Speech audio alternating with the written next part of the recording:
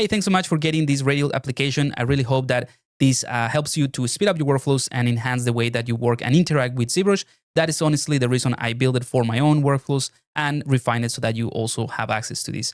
There are a bunch of things that you can do with it, but in this video, I just want to focus on a couple of things that you need to do if you have a specific setup in ZBrush in order to get Radials working properly. So let me just show you what I mean so that it's pretty clear. I'm going to bring in my Radial settings. Here we go. And you see I have a few menus here. I'm going to select my brushes, which is something that I can trigger with my Alt-A. So let's try that. I'm going to go back into ZBrush. This is the custom UI, but that doesn't affect anything at all. So I'm just going to trigger with Alt-A. And there we have my Radial menu. I have all my brushes. And you'll see also that here's my thumbnail. My current selected brush is the standard brush, right? Let's bring back the menu. All right, let's switch to the move brush. And I'm going to click on that one. And you see it's still the same. It doesn't work. So it might be a little bit frustrating if you kind of like skip through the steps of the setup and you didn't read the whole thing. Because one specific thing is that you need to make sure that the connection between the app itself, which, this is the app, and the plugin that is installed in ZBrush, which is the Radials plugin, there is a connection. Make sure that there is a connection in it. So I'm going to drag and drop that in here. And if I go back into the Radials, and this is something that is covered during the startup or the setup. If you have doubts about it, you can click on the setup guide and it will walk you through it again. But I just want to show you with this demo.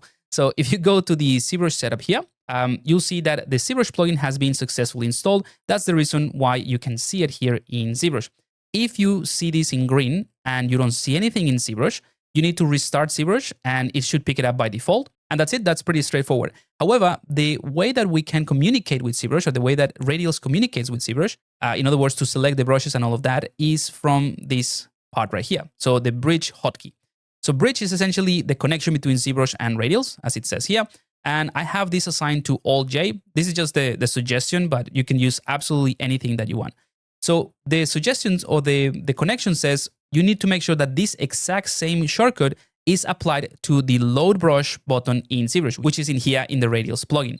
So let's go ahead and do that. So I'm going to hover over this load brush and you see it doesn't have, it has just like a random shortcut. So what I'll do is I'm going to press the Control, Alt, and left click. And immediately after that, I'm going to press the Alt-J. So now when I hover over, you see I have the Alt-J assigned to this load brush. Okay, that's it. This is something that you set up once. You don't have to do it again. That's all you need to do. And now, because they're matching, when I bring in whatever menu, could be this or could be any of my menus, and let's say I select the move brush, it automatically loads it. And this is instantaneous. I'm going to switch to the inflate brush or the clay buildup, which is one of my children brushes, or like this secondary level, the pinch brush. So you see all of these happen instantaneously. And the reason why it is working is because now the load brush button within the plugin is the same as what I have in here. That is the absolute key, most important thing to make sure that the application talks to ZBrush. And like I said, you only press this or set this up once. You can make something a bit more obscure in terms of the shortcut in case you already use Alt-J. So it could be absolutely anything that you want. And just make sure that it is the same here as it is in the Radials. Now, the second most important thing I need to show you is in case you have a custom asset directory. So in the most recent version of ZBrush, if you go to the preference palette here, you might see this asset directory. This is a very cool feature that ZBrush introduced in the version 2026.2, I believe. And basically what it does is allows you to set a custom folder location. So you can have all your brushes, all your materials, everything else in a separate folder. That could be maybe like a storage folder in a different drive. So it doesn't sit within your installation folder of ZBrush, right? This is a completely optional thing. And you can just work totally fine without setting one.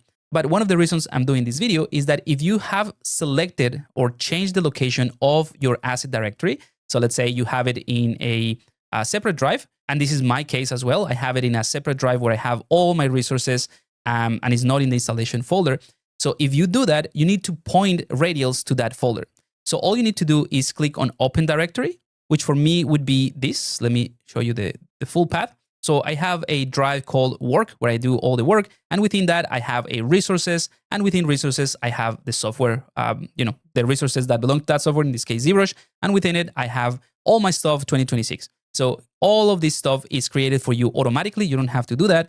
if you select this directory in ZBrush, and this is where I put all my brushes. So I go into the Lightbox and I go to the brushes and I have all my custom folders and all of that. So if you do that, right? So what you need to do is select this entire path. So I already copied it, and you need to go to the Radials app here, and you'll see we have this section below the installation part of the plugin called the custom brush folder. So this is only, as it says here, only for ZBrush users that have a custom location. If you haven't set your custom location, you don't have to worry about that, right? And you can just click on choose folder, and I already done it. So you see it has the same path in here. That's it. The reason why this is important is because the next final step, which is the sync library.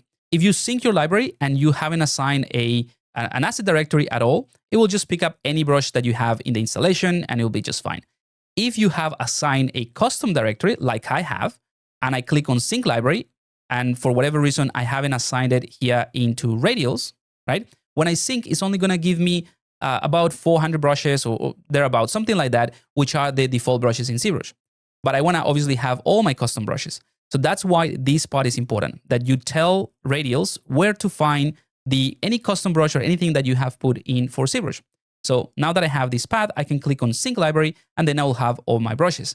This is also very relevant to the library. So if I bring in my custom library, I will see my 1,138 brushes all in one place, because this is pulling from the installation folder, all the kind of like standard brushes from ZBrush, but also from that custom path that I define in the Radials that grabs all my custom brushes, like the clay brushes and the scale brushes, etc. Right?